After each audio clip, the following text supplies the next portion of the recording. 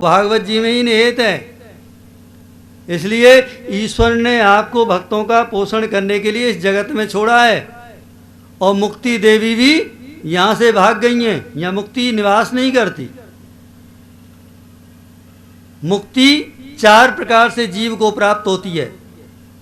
एक होती है सालोक्य मुक्ति, जिसमें भगवान के लोक की प्राप्ति हो जाए, उसे कहते हैं सालोक्य मुक्ति। ध्रुव को, प्रहलाद को, भीष्म को भगवान के लोक की प्राप्ति है। जो भी यहाँ से जीव मर करके जाता है उसकी गणना करते हैं हमारे पिता में वहाँ बैठ करके, इसको क्या दंड मिलना चाहिए। एक होती है सामीप्य भक्ति मुक्ति, जिसमें भगवान की समीपता प्राप्त हो जाए। गोपियों को, ब्रजवासियों को भगवान की समीपता प्राप्त हो गई थी। और तीसरी भक्ति है सारूप, जिसमें भगवान के स्वरूप की प्राप्ति हो जाए। राधा रानी को भगवान श्री कृष्ण का स्वरूप प्राप्त हो गया और भगवान श्री कृष्ण को राधा रानी का स्वरूप प्राप्त हो गया। और सायुज्य मुक्ति, जिसमें भगवान के तेज में आपका तेज समाहित हो जाए, उसे कहते हैं सायुज्य भक्ति। शिशुपाल का जब सर धड़ से अलग हुआ तो उसके शरीर से एक दिव्य ज्योति निकली और वो श्री कृष्ण में विलीन हो गई। मीराबाई जब मरी, 16 श्रृंगार करके भगवान श्री कृष्ण से उन्होंने अपना संबंध स्थापित किया, देह का परित्याग किया, उनकी ज्योति परमात्मा श्री कृष्ण में विलीन हो गई, शरीर मिला ही नहीं। इसे कहते हैं सायुज्य भक्ति। तो आप निश्चय करिए आपको कौन सी भक्ति प्राप्त करनी है परमात्मा की। परमात्मा तो आपको देने के लिए बैठा है, आपकी झोली चाहिए। अभी नाथद्वारे में चावलों की, मटकियों की लूट हुई थी गोवर्धन पूजा वाले दिन। तो भैया जिसकी झोली जितनी बड़ी थी वो उतना भर ले गया। तो आप अपनी झोली को इतना विस्तृत कर दो कि परमात्मा आपको देने को बाध्य हो जाए, तत्पर हो जाए। देवस नारद जी बार बार उनका मंथन कर रहे हैं, वेद मंत्रों को उनके कर्णेंद्रियों में फूंक रहे हैं, ज्ञान दे रहे हैं वेदों का, उपनिषदों का, पुराणों का, महापुराणों का, लेकिन मूर्छा जाती है, फिर अचेत हो जाती, चेतनावस्था प्राप्त नहीं होती है,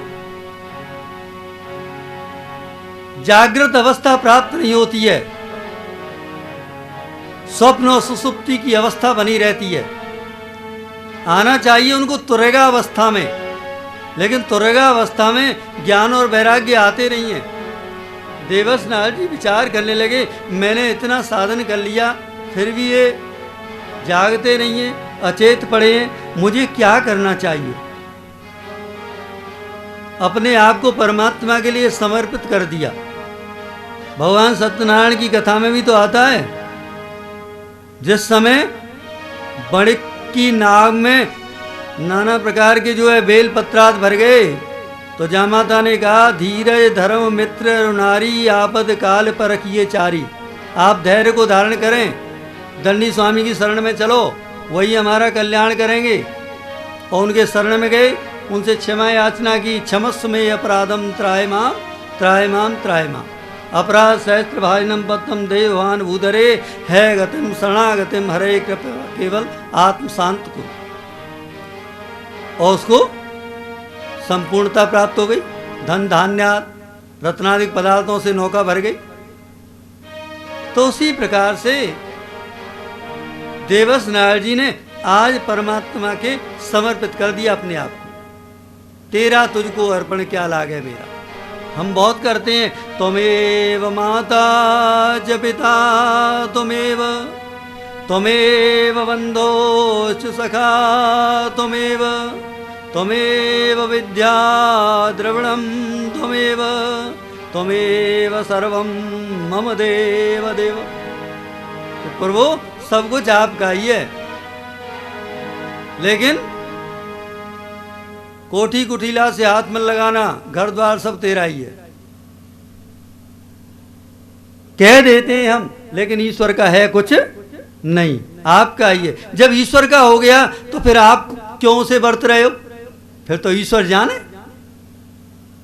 तो आज देवर्ष नारद जी ने अपने आप को परमात्मा के निहित कर दिया और आकाशवाणी होने लगी, एतदर्थम तु सत्कर्म सुरर्षे त्वयं समाचर। आकाशवाणी क्या हुई? सत्कर्म करो, और यह सत्कर्म का मार्ग तुमको ज्ञानी परमहंसों संत महात्माओं से प्राप्त होगा। और देवर्ष नारद जी चल पड़े। आश्रम खाली हो गए। सभी संत महात्मा विचार कर रहे हैं, जब बाबा को ज्ञान नहीं है तो हमें कहां से ज्ञान होगा? तो किसी संत ने मौन ले लिया और सेवकों ने कह दिया, हमारे गुरुजी तो मौन अवस्था में,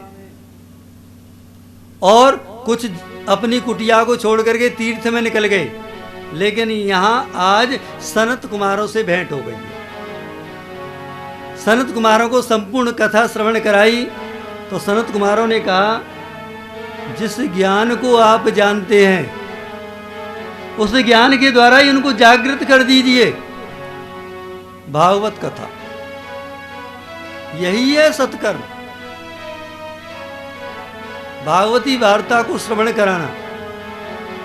कि मैंने तो उनको पुराण सुनाए, रामायण सुनाई, गीता सुनाई।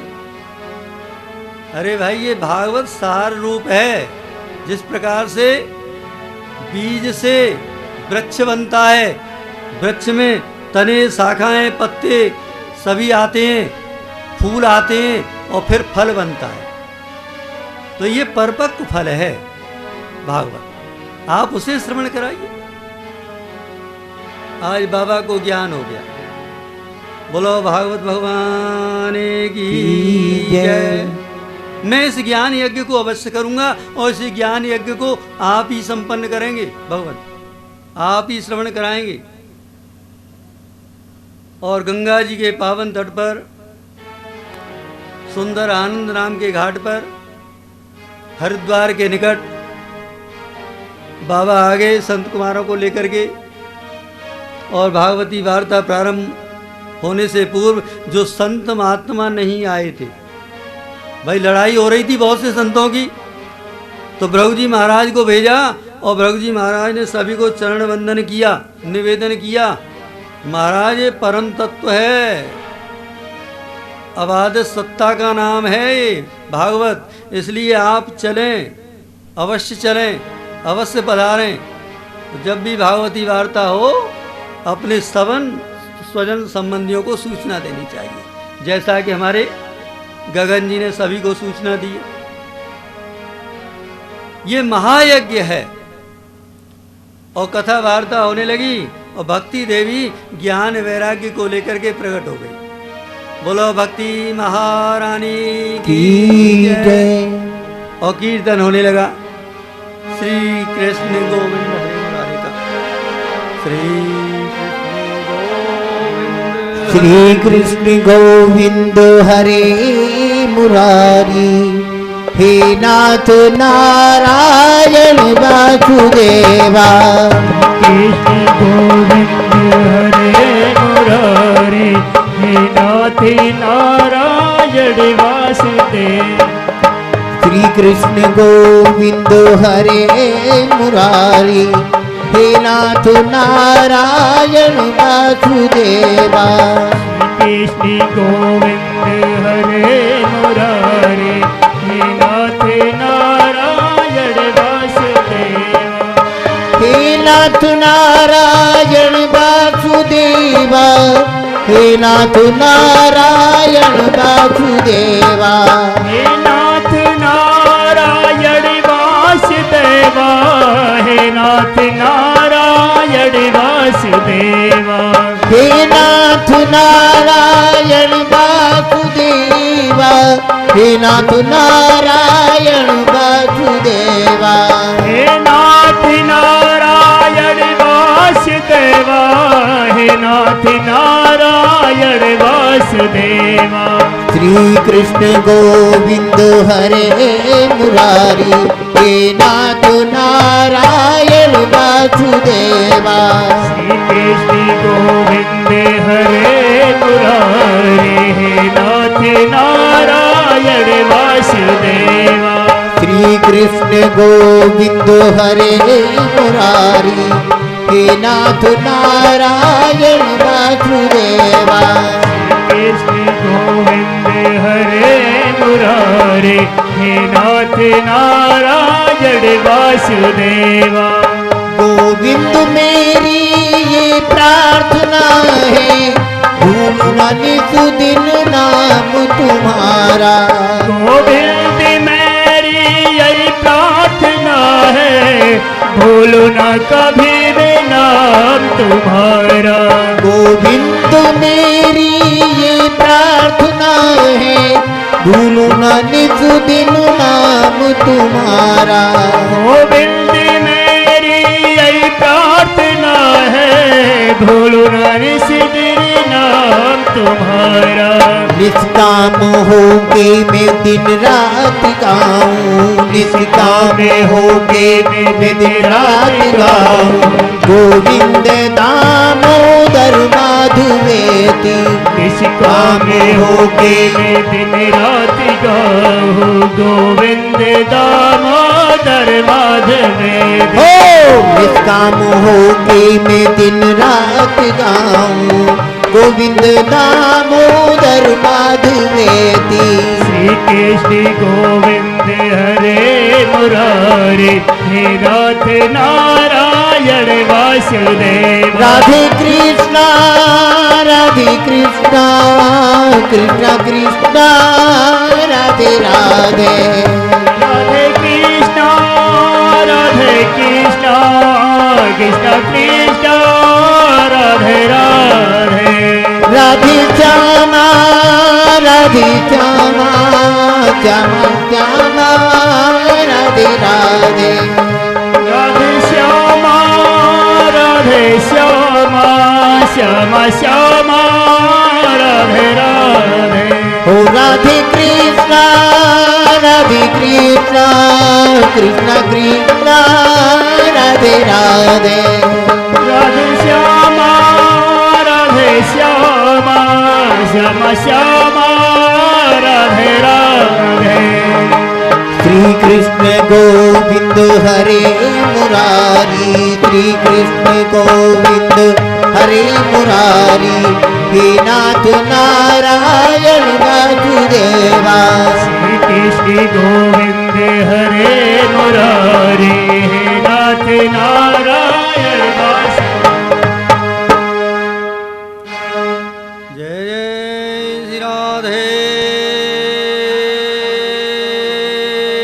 श्याम। भगवान का भी प्राकट हो गया। देखिए भक्ति ज्ञान वैराग्य कहीं वृंदावन में नहीं थे, वहीं थे वो। आपके हृदय में ही सब कुछ व्याप्त है और आपके हृदय से निकलकर ही प्रकट हो गए।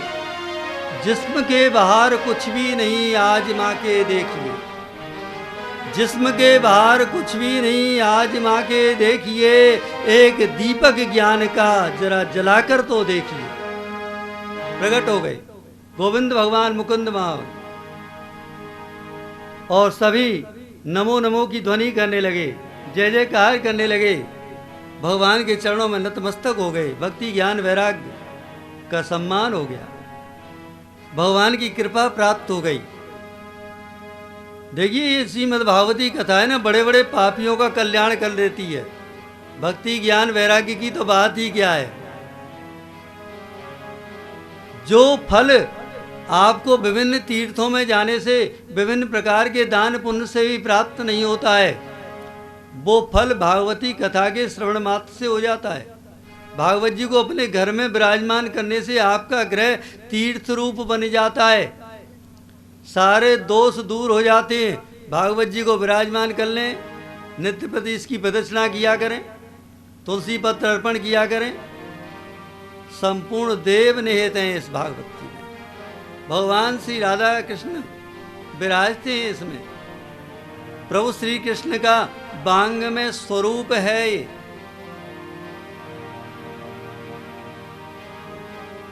सूत जी महाराज शौनकादिक ऋषियों को बता रहे हैं किस प्रकार से तुंगभद्रा नदी के पावन तट पर अनुपम नाम के नगर में एक आत्मदेव नाम के ब्राह्मण रहा करते थे। उनकी पत्नी का नाम था धुंधली और उनका एक बेटा था धुंधकारी और एक बेटा था गोकर्ण। देखिए, हम सभी आत्मदेव हैं।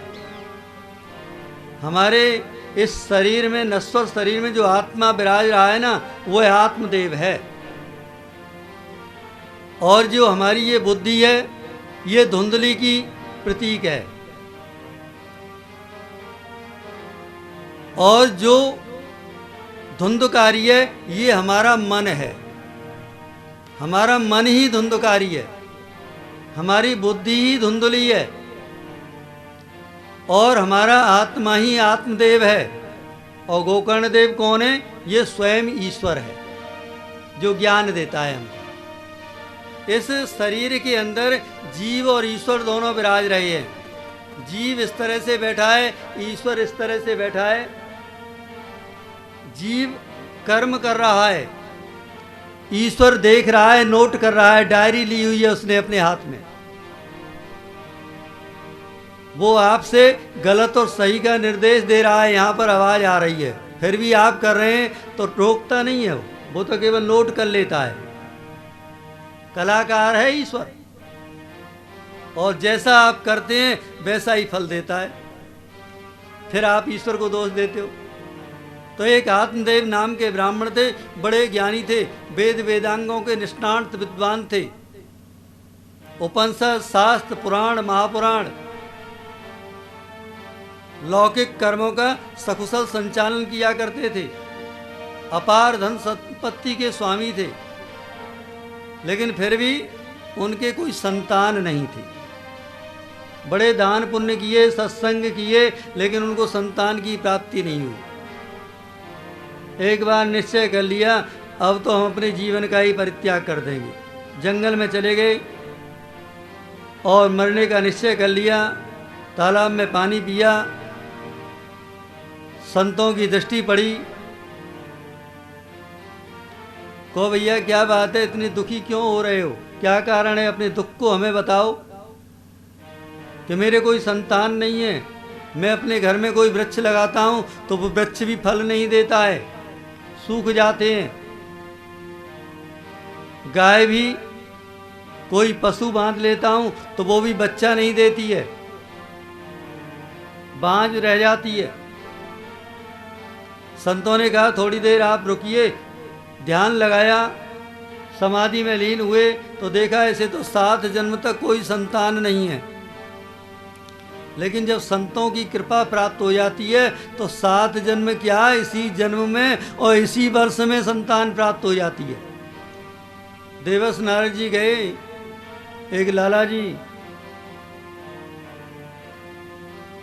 कहने लगे बाबा हमारे कोई संतान नहीं है कि मैं भगवान से पूछ के आऊँगा तब बताऊँगा। भगवान के पास गए, महाराज उस वैश्य के कोई संतान नहीं है जिसका नाम है रामलाल। बेटा उसके 7 जन्म तक कोई संतान नहीं होगी। अब होगी ही नहीं तो बाबा लौट के गाय को आने लगे उसके पास। तभी कुछ संत महात्मा आए, 4 संत महात्मा थे और आवाज लगा रहे, 1 रोटी देगा 1 बेटा होगा, 2 रोटी देगा 2 बेटा होंगे। कि बाबा हम तो 4 रोटी दे रहे हैं आपको। तो बेटा तेरे 4 ही बेटा होंगे। और संत आशीर्वाद दे करके चले गए। कुछ समय के बाद बाबा जब उस घर में आए तो देखा 4 बेटा खेल रहे। कि ये किसके बेटा हैं? बाबा आपके ही हैं। अरे मैं तो ब्रह्मचारी हूँ, मैंने तो शादी नहीं की, मेरे बेटा कहाँ से आ गए? अरे आपका मतलब हमारे ही हैं। भगवान के पास लड़ने के लिए पहुँच गए कि आप तो कह रहे थे 7 जन्म तक कोई बेटा नहीं होगा और उसको तो 4 बेटा हो रहे हैं। अरे बेटा संतों ने आशीर्वाद दे दिया तो मैं कौन होता हूँ फिर? तुमने उनसे कहा ही नहीं, तुम तो मेरे पास पूछने के लिए आ गए। अगर तुम भी आशीर्वाद दे देते तो तेरा आशीर्वाद ही फलीभूत हो जाता। तो आज जो है संतों ने देखा, बहुत समझाया। देखो संतान के कारण महाराज दशरथ को कितना दुख उठाना पड़ा, उनको तो प्राण ही त्याग देने पड़े। और महाराज बेन के जो पिताजी थे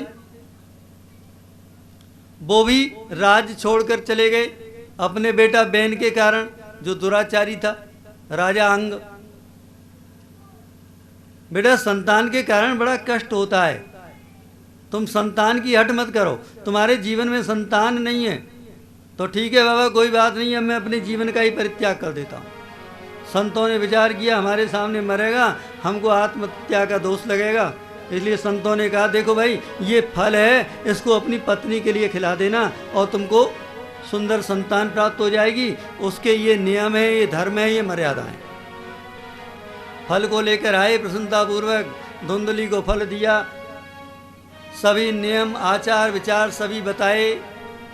धुंधली चिंतन करने लगी, मैंने तो श्रवण किया है शास्त्रों में कि गर्भ रह जाने से बड़ा दुख उठाना पड़ता है, और कभी कभी तो डॉक्टर पेट फाड़ करके गर्भ को निकालते हैं, कभी आड़ा तिरछा हो जाता है तो बड़ा कष्ट होता है। नहीं नहीं नहीं नहीं, मैं संतान की इच्छा नहीं करती। क्यों? धुंधली तो रसों में व्याप्त रहती थी, सुंदर सुंदर भोजन करना, पति काम पे चले जाएं, सुंदर सुंदर हलवा पूड़ी बनाती और खाती रहती थी। लेकिन करें क्या, स्वामी की आज्ञा है, कुछ तो नाटक करना ही पड़ेगा, दिखाना ही पड़ेगा। इतने में ही उसकी छोटी बहन आ गई। बेटी क्या बात है, निराश क्यों हो रही है? संपूर्ण वृत्तांत बताया। अरे क्यों चिंता कर दी है, मेरे जो स्वामी है ना बड़े लोभी प्रवृत्ति के हैं, और मेरे घर में बालक है, जब बालक होगा तो मैं तुझे दे दूंगी और उनको कुछ धन दे देना, तेरा कल्याण हो जाएगा। धुंधली ने उसकी बात मान ली और उसको सब बता दिया, तुम नाटक करना शुरू कर दो। नाटक क्या करना है, पेट पर पट्टी बांध लेना है, स्वामी आए तो उनके सामने ऐसा करना है कि गर्भ में बालक है, मैं ज़्यादा काम नहीं करूंगी, ज़्यादा चटपटी चीज़ें नहीं खाऊंगी, सुंदर सुंदर कथाओं को श्रवण करूंगी जिससे बालक के संस्कार अच्छे बने। ऐसा ही करने लगी, लेकिन स्वामी के आते ही वही नाटक प्रारंभ हो जाता। धीरे धीरे समय आया, प्रभु की कृपा हुई, छोटी बहन को बालक हुआ और गुपचाप तरीके से रात्रि के गहन अंधकार में उस बालक को बांधे गई। आज बड़ा आनंद हो गया आत्मदेव को। आत्मदेव विचार करने लगे, इस बालक का नामकरण संस्कार हम बड़ी धूमधाम से करेंगे। धुंधली कहने लगी, बालक को हमने पाला पोसा है, कष्ट हमने सहा है, और नाम तुम रखोगे? नहीं, ऐसा नहीं हो सकता, इसका नाम हम रखेंगे। और उसका नाम रखा धुंधकारी। अब बहन के समझाई अनुसार जो फल था उसको गाय के लिए खिला दिया। समय आने पर गाय को भी बालक हुआ। उसके कान तो जो है गाय जैसे और संपूर्ण अंग प्रत्यंग मानव जैसे। आत्मदेव ने उसका नाम रख दिया गोकर्ण। बोलो गोकर्ण देव भगवान की जय। गोकर्ण बड़ा सद्वृत्तियों से पूर्ण हुआ, तीर्थों का सेवन करे, वेद वेदांगों का निष्णात विद्वान बना, और धुंधकारी, खल, कामी, व्यभिचारी, चोर, लुटेरा, छोटे छोटे बालकों को तालाबों में डुबो देता, कुएं में फेंक देता, माता पिता के धन को चुरा लेता। गोकर्ण देव सत्संग करते करते तीर्थ यात्रा के लिए चले गए। इधर इसने माता पिता के संपूर्ण धन को नष्ट कर दिया। गोकर्ण आए, पिताजी ने वेदना रोई। गोकर्ण कहने लगे, पिताजी आप क्यों चिंता करते हो, क्यों व्यर्थ चिंता करते हो? गीता कहती है आप जंगल में चले जाओ, माँ भगवान का भजन करो। कौन किसका बेटा, कौन किसकी बेटी, कौन किसकी पत्नी, कौन किसका स्वामी, ये सब झूठे नाते हैं, रिश्ते नाते। असली रिश्ता तो हमारा श्री कृष्ण से है, गोविंद से है, परमात्मा से है। उनकी शरणागति को आप प्राप्त करो। वन में चले जाओ, संसार के लोगों से आशा मत किया करो। संसार तो दुख देता है, ये सुख कभी दे नहीं सकता, आनंद दे नहीं सकता। इसलिए संसार के लोगों का परित्याग कर दो। इनके अंदर मोह मत रखो, प्रीति मत रखो, वैराग्य ले लो, आसक्ति को त्याग दो, अनासक्त भाव से भरपूर हो जाओ। संसार के लोगों से आशा न किया करना।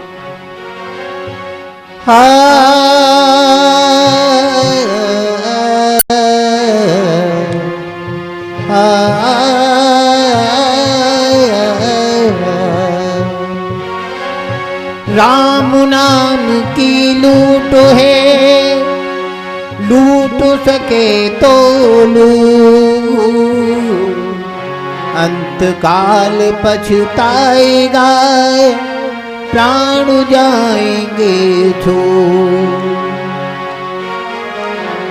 संसार के लोगों से, संसार के लोगों से आशा न किया करना।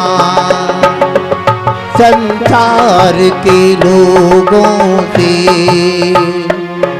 आशा न किया करना। संसार के लोगों से आशा न किया करना। संसार के लोगों से आशा न किया करना। संसार के लोगों से आशा न किया करना। संसार के लोगों से आशा न किया करना। संसार के लोगों से आशा न किया करना। जब कोई न हो अपना, जब कोई न हो अपना, सिया नाम जपा करना। जब कोई न हो अपना, सिया नाम जपा करना। संसार के लोगों से आशा न किया करना।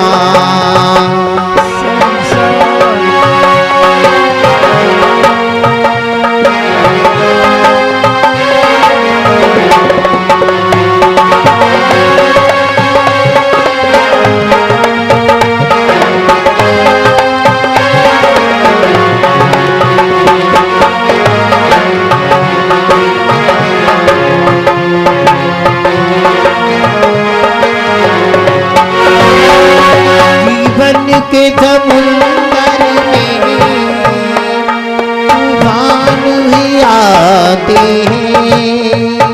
जीवन की समुंदर में तूफान भी आते हैं। जीवन के समुंदर में तूफान भी आते हैं। समंदर में तूफान भी आते हैं। को भजता है प्रभु आप बचाते हैं। जो उनको भजता है प्रभु आप बचाते हैं। प्रभु आप ही आएंगे, प्रभु आप ही आएंगे।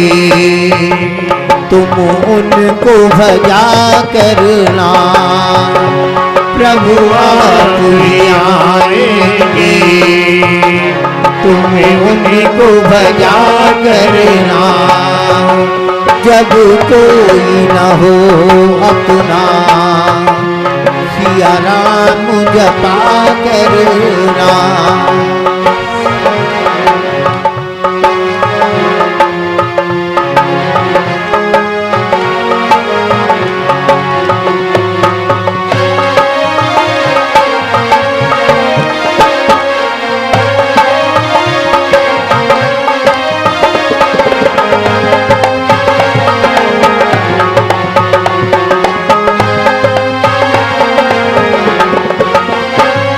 ये सोच जरा बंदे, ये देश बेगाना है।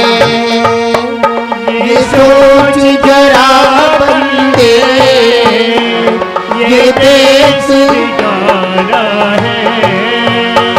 इस दुनिया में आकर के एक दिन तुम्हें जाना है।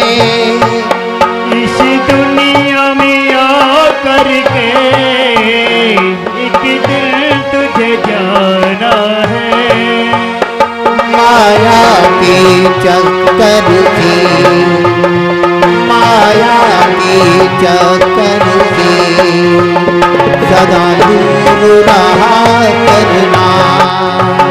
माया के चक्कर से प्रभु दूर रहा करना। जब कोई न हो अपना, सिया राम जपा करना। जब कोई न हो अपना, सिया राम जपा करना।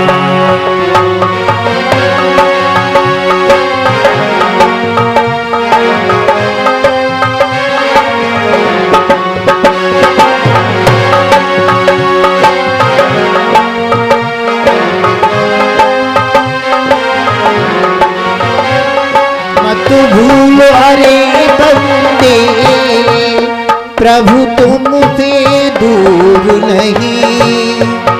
मत भूलो अरे बंदे, प्रभु तुमसे दूर नहीं। जब कष्ट हो भक्तों में, प्रभु को मंजूर नहीं।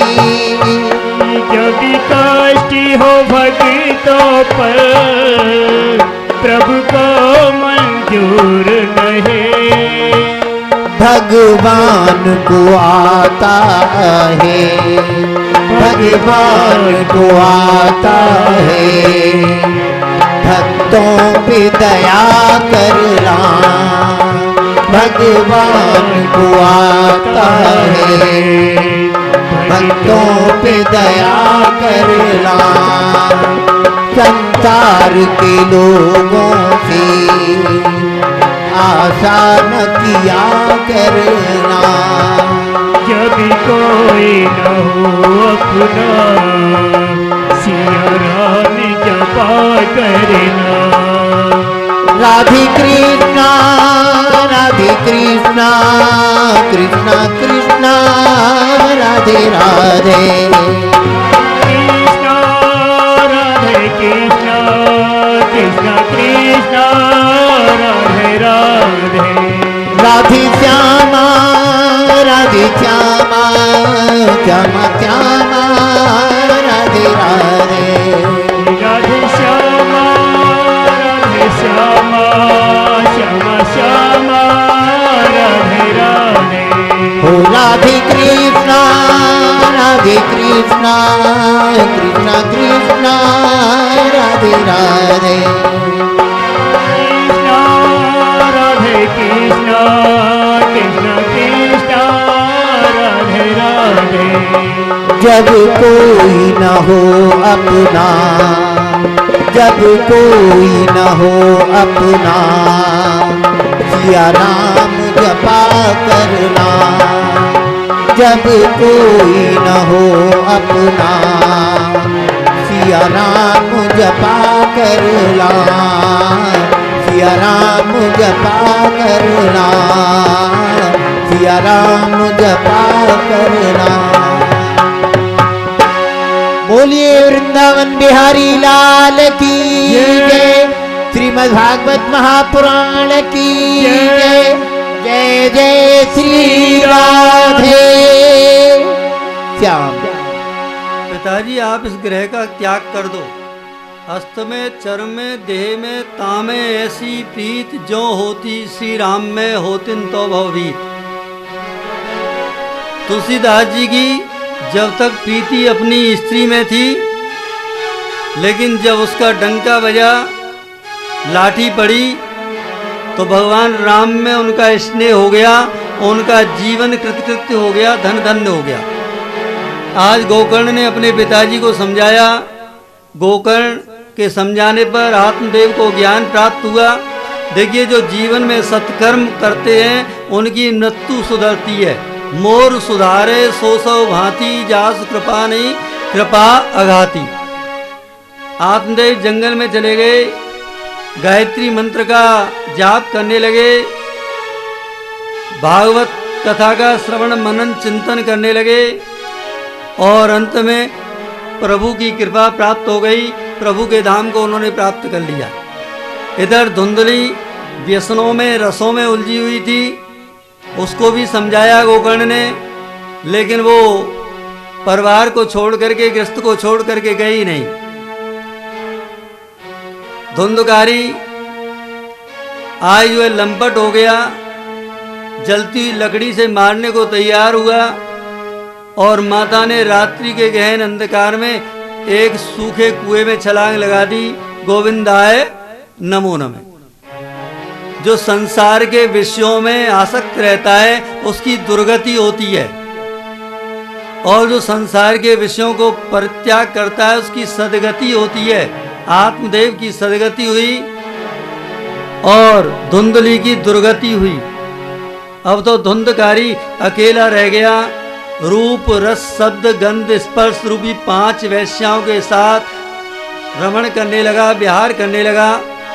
और एक दिन उन वैश्याओं ने देखा, आज तो ये बहुत सा धन चुरा करके लाया है किसी राजा का, कल को हम भी पकड़ी जाएंगी, इसलिए आज इसकी गोविंदाय नमो नमः कर दो। रात के गहन अंधकार में जब धुंधकारी सो रहा, उसको खाट पर रस्सियों से जकड़ दिया और जलते जलते अंगारे उसके मुंह में डालने लगी। जो असत कर्म करता है उसका यही हाल होता है। इसीलिए हमारे संत कहते हैं, जिंदगी को जिंदगी सा उपहार दो, वीराने को मधुर मधुर बहार दो, और मत दो किसी को दर्दों भरी मुस्कान, देना है तो हर दुखी को प्यार दो। इसलिए जीते जी अपने माता पिता का सम्मान करना चाहिए, आदर करना चाहिए। नहीं, बहुत से क्या करते हैं, जियत पिता को घूसा लात, मरत पिता को करते श्राद्ध। जियत पिता का कछु न मान, मरत पिता को करते सर्वस्व दान। जियत पिता को डंडा लठिया और मरत पिता को सैया तकिया। अरे आपने जीते जी तो अपने माता पिता का सम्मान नहीं किया, मरने पर उनका क्या दिखाने के लिए कर रहे हो? संसार को दिखा रहे हो कि हमने अपने माता पिता के लिए ये किया है। वो काम आने वाला नहीं है आपके जीवन में। धुंधकारी की अधोगति हो गई। गोकर्ण ने श्रवण किया और जिस तीर्थ में भी जाएं उनके निमित्त जो है तर्पण करें, जलांजलि दें, पिंडदान करें। गया जी में भी पिंड करे आए, लौट करके नगर में आए, गृह के अंदर प्रवेश किया तो आज धुंधकारी विभिन्न प्रकार के रूप लेकर के गोकर्ण के सामने उपस्थित हो रहा है। कभी भेड़ का रूप बन जाए, कभी भैंसे का बन जाए, कभी कुछ। गोकर्ण ने जल का छींटा लगाया, बोलने की शक्ति नहीं है, बोलने की शक्ति आई। एम तु भ्राता त्वदीयो अस्मि, मैं आपका भाई हूँ। असत कर्मों के साथ मेरी ये दुर्गति हुई है, मेरे जीवन का उद्धार कीजिए, कल्याण कीजिए।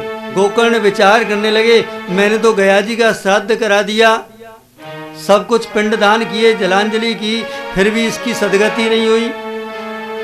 सभी नगरवासियों का मिलन हुआ, सभी से प्रश्न पूछा गया, लेकिन नगरवासी कहने लगे कि जिसने गया जी का श्राद्ध कर दिया उसके तो पितर जो है तर जाते हैं, मुक्ति को प्राप्त हो जाते हैं। आज जो है विद्वान मनुष्यों ने कहा, देखो हमको तो कोई ज्ञान नहीं है, आप भगवान सूर्य नारायण के भुवन भास्कर के परम भक्त हैं, भगवान भुवन भास्कर से ही प्रश्न कीजिए। भगवान सूर्य नारायण की गति को रोक दिया और गोकर्ण ने प्रश्न किया, मेरे भाई को दुर्गति ही प्राप्त हो गई है, उसकी सदगति का क्या साधन है कि सत्कर्म करो। गोकर्ण जानते थे सत्कर्म क्या है। इसलिए हमारे संत कहते हैं, रवि के उदय और अस्त में नित खाट पर सोता रहे, भल चक्र होवे हाथ में पर वह सदा निर्धन रहे। भगवान सूर्य नारायण जब उदय हो रहे हो और अस्त हो रहे हो तो कभी भी जो है एक तो लौकिक कर्मों को न करे और कभी भी खटिया में सोए नहीं, संसार के कृत्य न करे उदय और अस्त में, नहीं तो उसके जीवन में अवश्य दैन्यता, रिक्तता, अभाव बने रहेंगे, पूर्णता को वो कभी प्राप्त नहीं हो पाएगा।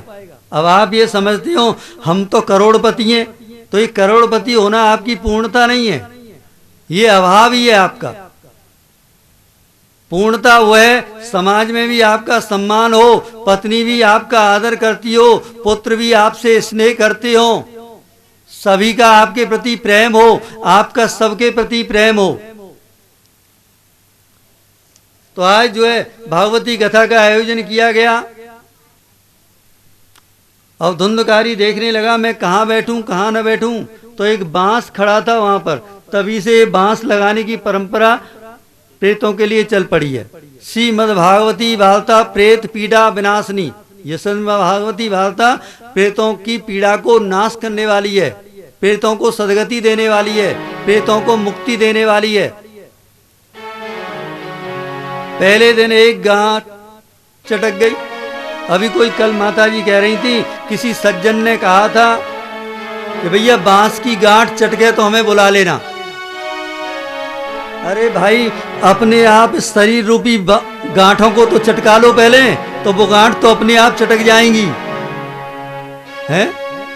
पंच कर्मेंद्रियां, पंच ज्ञानेंद्रियां, 11वां मन, चित्त बुद्धि अहंकार, इन गांठों को तो चटका लो, तभी तो वो गांठ चटकेगी।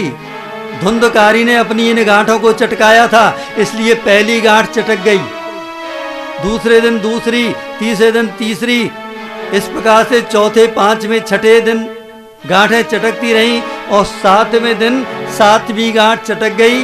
धुंधकारी बड़ा सुंदर देवत स्वरूप लेकर के उपस्थित हो गया। आकाश से विमान आया। बोलो भक्त वत्सल भगवान की जय। धुंधकारी को सदगति प्राप्त हुई, विमान में बैठ करके जाने लगा। गोकर्ण ने कहा भाई आप एक ही विमान लेकर के क्यों आए हो, यहाँ तो बहुत से श्रोता हैं। कि भगवान बात तो सही है आपकी, लेकिन इन श्रोताओं ने इस कान से सुना है, इस कान से निकाल दिया है। लेकिन धुंधकारी ने इस कान से सुना है, इस कान को बंद रखा है और अपने अंतःकरण में समाहित किया है। उन संपूर्ण नीतियों को, मर्यादाओं को अपने जीवन में आत्मसात किया है, इसलिए एक ही विमान आया है। धुंधकारी ने कहा हम तो सभी को गति प्रदान करेंगे।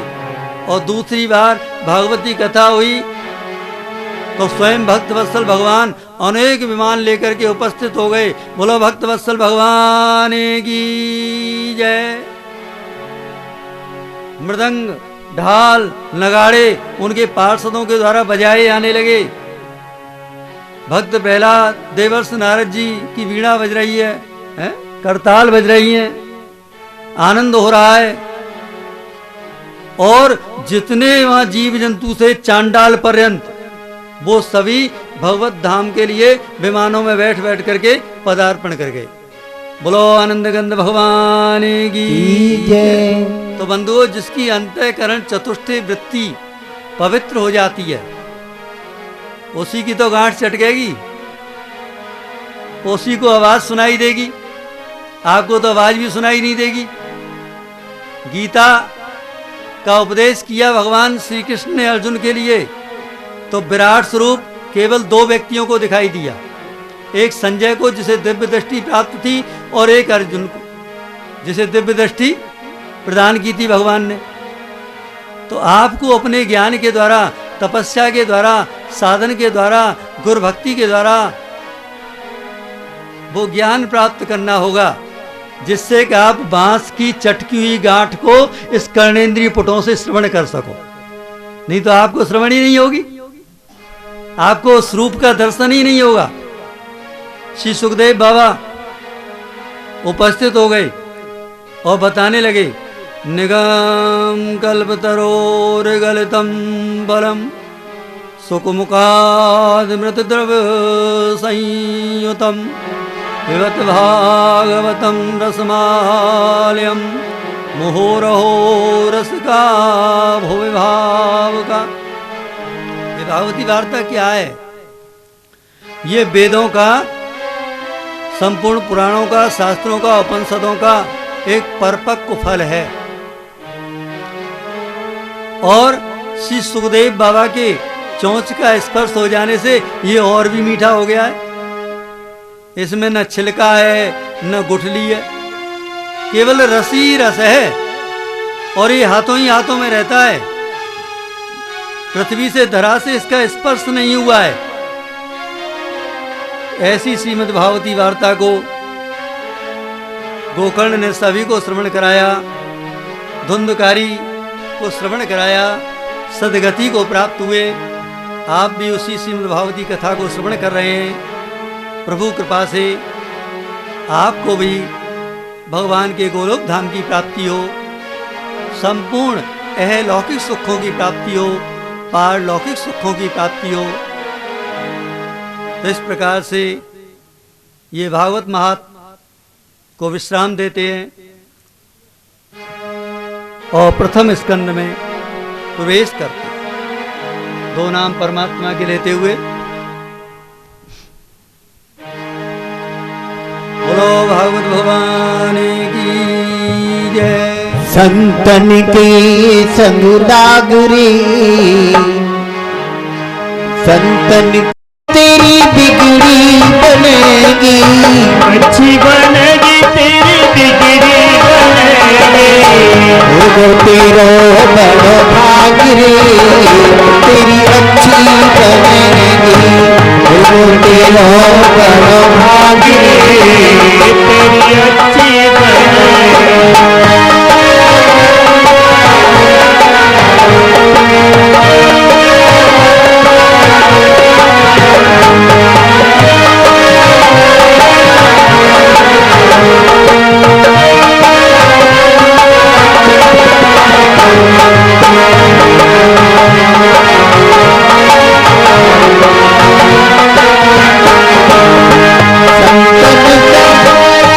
पुण्य कमाई, संतन संग करे पुण्य कमाए, संतन संग कर पुण्य कमाई।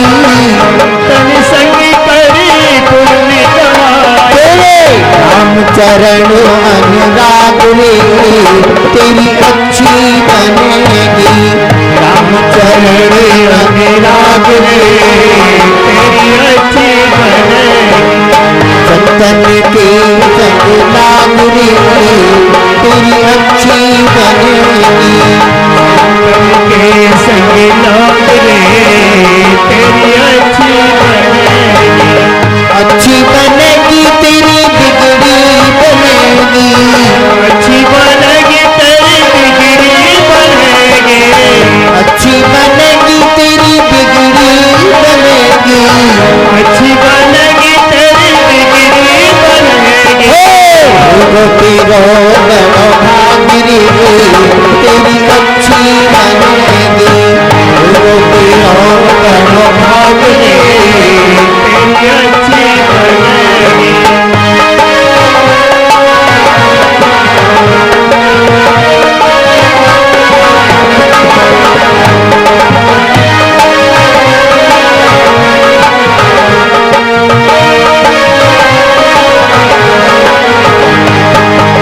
कागा थे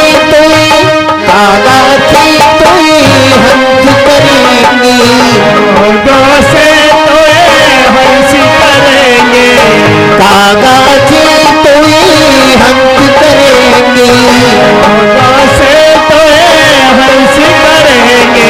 हंस करेंगे तोय हंस करेंगे। हंस करेंगे तोय हंस करेंगे। कागा थे तोय हंस करेंगे। कागा से तोय हंस करेंगे। तेरे मिट जाए उनके दाग रे, तेरी अच्छी बनेगी। मिट जाए उनके दाग रे, तेरी अच्छी बनेगी। संतन के संग दाग रे,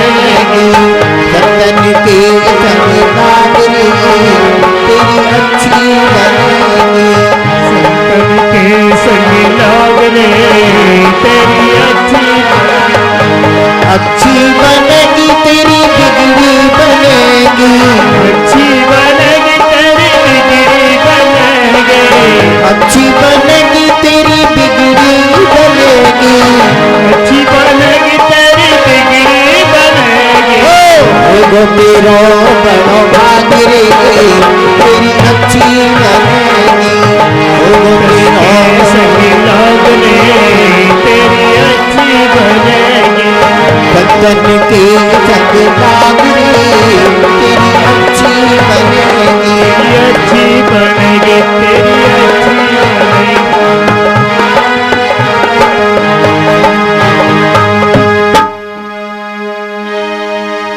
बोलिए वृंदावन बिहारी लाल की जय। श्रीमद् भागवत महापुराण की जय। जय जय श्री राधे। श्री भागवत जी का प्रथम स्कंद में प्रवेश करते हैं।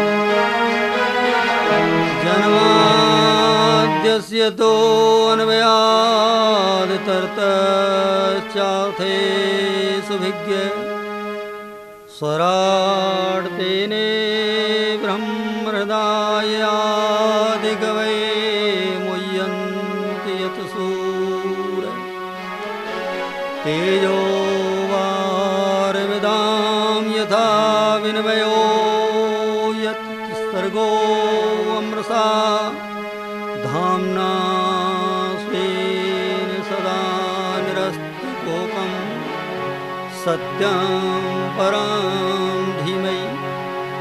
देखिए जन्माद्यस्य यानी भागवत जी में बालक ने जन्म ले लिया और इस पर अधिकार हो गया श्रवण करने का, इसको पढ़ने का, चिंतन करने का, मनन करने का। जन्माद्यस्य जन्म सिद्ध अधिकार है इस पर। डॉक्टर बनोगे तो पढ़ाई करनी पड़ेगी MBBS वगैरह की, और नर्सरी से लेकर के इंजीनियर बनोगे, वकील बनोगे, सभी कुछ करना पड़ेगा, पूरी पढ़ाई करनी पड़ेगी। लेकिन भागवत के लिए किसी पढ़ाई की जरूरत नहीं। मनुष्य का जन्म इस जगत में हो गया, उसको अधिकार प्राप्त हो गया भागवत जी के श्रवण का, पढ़ने का, मनन का, चिंतन का। भगवान कैसे हैं? जो इस जगत की उत्पत्ति और स्थिति के प्रतीक है, संहार के प्रतीक है, और सत रूप से जो संपूर्ण वस्तुओं में व्याप्त हैं, और असत रूप से जो असत वस्तुएं उन सब से वो पृथक हैं, अलग हैं, स्वयं प्रकाश हैं। ये बल्ब जल रहा है, पावर हाउस से लाइट आ रही है इसलिए जल रहा है। भगवान श्री कृष्ण पावर हाउस है, वहां से रोशनी मिलती है, बल्ब जलता है, वहां से बिजली चली जाएगी, बल्ब बंद हो जाएगा, फिर जनरेटर पावर हाउस बन जाएगा। जो स्वयं प्रकाश हैं, सूर्य, चंद्र, तारा, सभी उनके प्रकाश से प्रकाशित होते हैं। ऐसे ईश्वर को प्रणाम किया गया है, वंदन किया गया है। सूत जी महाराज सौनकादिक ऋषियों को कथा सुना रहे हैं और बता रहे हैं, एक बार महर्षि वेदव्यास जी को बड़ी खिन्नता प्राप्त हो गई अपने जीवन में। सम्यप्रास नाम के आश्रम में बैठे हुए हैं, बेर के वृक्ष लगे हुए हैं, यहाँ पर बेर का ही सेवन करते हैं। भगवान को दो फल बड़े प्रिय हैं, एक बेर और एक केला। भीलिनी के बेर, सुदामा के तंदुर, रुच रुच भोग लगायो और दुर्योधन की मेवा त्यागी साग विधुर कर खाए। बड़े प्रिय हैं। लेकिन केला, आप 4 केला भी बालक को खिला दोगे तो कोई बात नहीं है, लेकिन बेर अगर खिला दिए तो पेट में दर्द भी हो जाता है। लेकिन वेदव्यास जी को बेर प्रिय है, बेर के वृक्ष में रहते हैं। देवस नारद जी का आगमन हुआ, मिलान मुखा बैठे, कहने लगे बाबा क्या बात है, मुंह क्यों नीचे को लटका हुआ है? प्रणाम, अभिनंदन, वंदन हुआ कि बेटा मैंने वेदों के विभाग कर दिए, पुराणों की रचना कर दी, उप पुराणों की रचना कर दी, उपनिषद शास्त्रों की रचना कर दी, फिर भी मुझे आत्मिक शांति प्राप्त नहीं हुई, आत्म संतोष प्राप्त नहीं हुआ। इसका क्या कारण है? कि बाबा आपने बहुत कुछ किया, लेकिन अपने जीवन में भगवान श्री कृष्ण के चरित्र से संबंधित कोई पुराण की रचना नहीं की। उनकी बाल सुलभ लीलाओं का आप चित्रण कीजिए तो आपको शांति प्राप्त होगी। मैंने तो बेटा उनकी लीलाएं देखी नहीं है। अरे आप ध्यान लगाइए, ध्यान में जो जो लीलाएं आए उनका आप चित्रण कीजिए और अपनी कथा सुनाने लगे देवर्ष बाबा कि किस प्रकार से मैं एक दासी का पुत्र था। मेरी माँ राजा महाराजाओं के यहाँ नौकरी चाकरी करती थी। देखिए हमको तो बड़ा कष्ट होगा बताने में, लेकिन देवर्ष बाबा बता रहे हैं अपने पूर्व जन्म का वृत्तांत। जैसे हमारे मोदी जी बताते हैं हम ट्रेन में चाय बेचते थे। आपका स्वामी अगर किसी फैक्ट्री में नौकरी करता हो और वो गार्ड की नौकरी कर रहा हो, पहरेदारी की, चौकीदारी की, फिर भी आप कहोगे हमारे स्वामी तो मैनेजर हैं, अकाउंटेंट हैं। आप संकोच करेंगी, वो ये नहीं कहेंगी वो पहरेदारी करते हैं, चौकीदारी करते हैं। लेकिन बाबा अपनी बात बता रहे हैं कि किस प्रकार से हम एक दासी के पुत्र थे। हमारी माताएं बर्तन मांज करके अपना गुजारा करती थी, लेकिन एक बार उस नगर में कुछ संतों का पदार्पण हुआ, चातुर्मास का व्रत होने लगा। राजा के यहाँ वो संत ठहर गए। राजा ने हमारी माताजी को उनकी सेवा में लगा दिया। तो हमने राजा से कहा हमारा एक छोटा सा बालक है महाराज जी, पूरी तन्मयता के साथ हम सेवा करेंगे, भक्ति भाव से सेवा करेंगे, हमारे बेटा को भी आप बुला लें, उनको भी संतों की सेवा में लगा दें। तो बेटा भी संतों की सेवा करने लगा और उनकी जो जूठन महाप्रसादी मिलती उससे खाने से उसकी जो अंतःकरण का मल था वो दूर हो गया, अंतःकरण पवित्र हो गया। प्रभु कहते हैं मोह कपट छल छिद्र न पावा, निर्मल मन जन सो मोह भावा। जब आपका अंतःकरण विशुद्ध हो जाता है तभी परमात्मा आपको अपनाते हैं, नहीं परमात्मा अपनाते नहीं है। आज इस छोटे से बालक का अंतःकरण पवित्र हो गया, संतों का पदार्पण होने लगा, बाबा के संग जाने लगा। बाबा कहने लगे बेटा अभी तो तुम्हारी माता जी हैं, उनकी सेवा करो। देखिए इस कथा से हमको ये भी ज्ञान प्राप्त हो रहा है, हमको माता पिता की सेवा करनी चाहिए। वेद कहते हैं मातृ देवो भव, पितृ देवो भव, आचार्य देवो भव, अतिथि देवो भव। माता पिता की पहले सेवा करो। माता पिता की सेवा करने से सारे तीर्थों का फल प्राप्त हो जाता है। आज जो है ये छोटा सा बालक अपनी माँ की सेवा करने लगा और संतों से जो मंत्र प्राप्त हुआ था, नमो भगवते तुभ्यम वासुदेवाय धीमहि प्रद्युम्नाय निरुद्धाय नमे संकर्षणाय च, उस स्वरूप का ध्यान करने लगा जिस स्वरूप को संतों ने वर्णन किया था कि भगवान का स्वरूप कैसा है।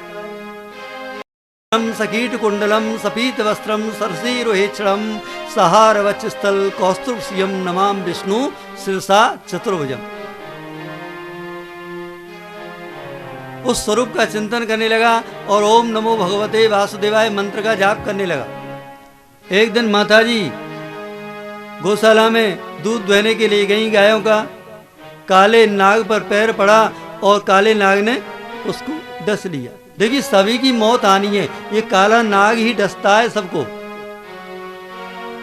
महाराज परीक्षित को भी तक्षक नाम का काल डसने के लिए आएगा। माताजी का शरीरांत हो गया, गोलोक धाम को पदार्पण कर गई।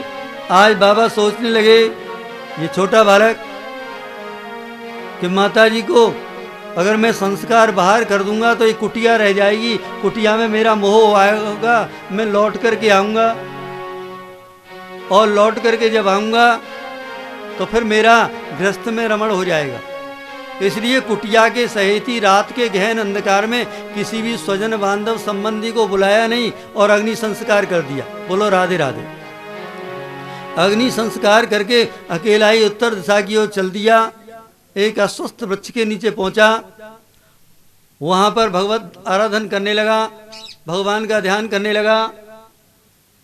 बोलो सुखदेव बाबा की जय। आराधन कर रहे हैं भगवान का।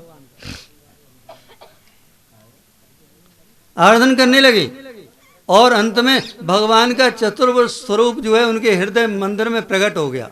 बोलो भक्त वत्सल भगवान की जय। और तुरंत ही अदृश्य भी हो गया। नेत्र उगाड़ करके देखे, सामने कोई नहीं है। व्यथित हो गए। आकाशवाणी हुई, बेटा अब इस जन्म में मेरा दर्शन तेरे को इस समय प्राप्त नहीं होगा, इस जन्म में प्राप्त नहीं होगा।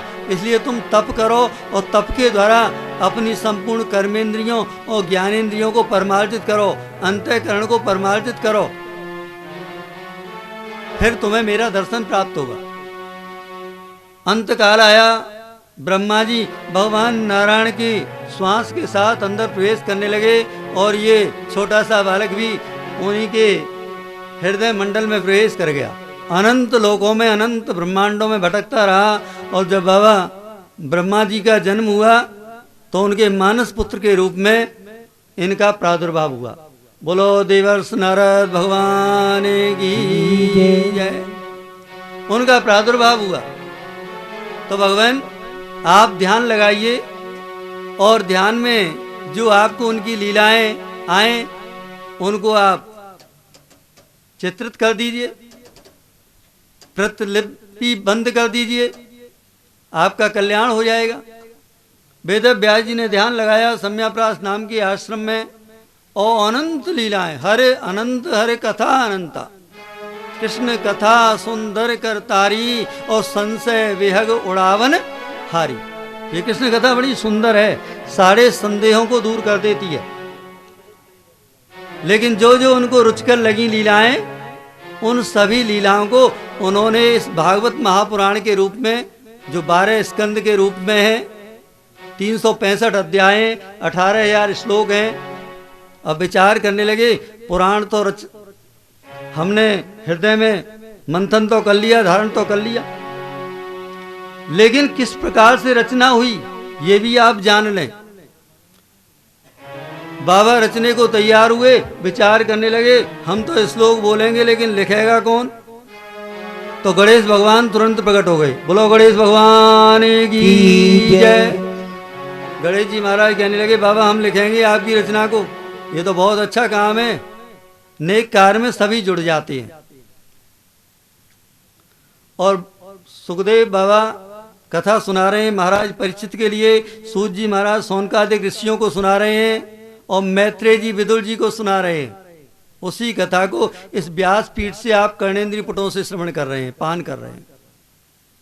बोलो जय श्री राधे। जय श्री जय श्री राधे। जय श्री राधे श्याम। जय जय श्री राधे श्याम। लेकिन वेद व्यास जी ने एक शर्त रख दी। देखो भाई, जब आपकी शर्त है, गणेश जी कह रहे हैं हमको लिखने के लिए मैटर चाहिए, हमारी कलम बंद नहीं होनी चाहिए। अगर आपने श्लोक नहीं दिए तो हम अपनी कलम बंद कर देंगे, वहीं पर विराम ले लेंगे।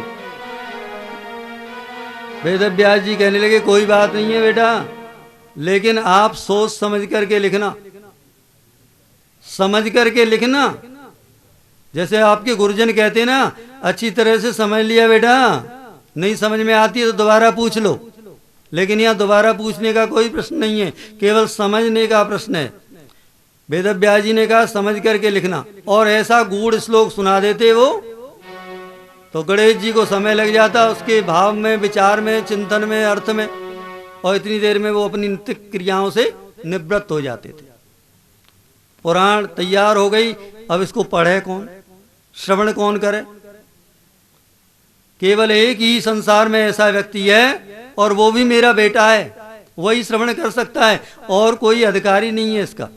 तो अपने शिष्यों को तैयार किया, 4-5 श्लोक उनको दे दिए, जाओ जहां सुखदेव जी तपस्या में रत हैं वहां जाकर के इनको श्रवण कराना। पहला श्लोक सुनाया उनके सामने।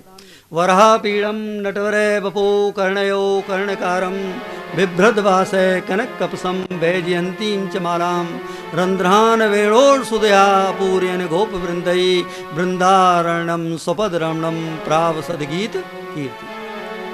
चेतना भंग हो गई, लेकिन फिर समाधि में चले गए। अब दूसरा श्लोक सुनाया।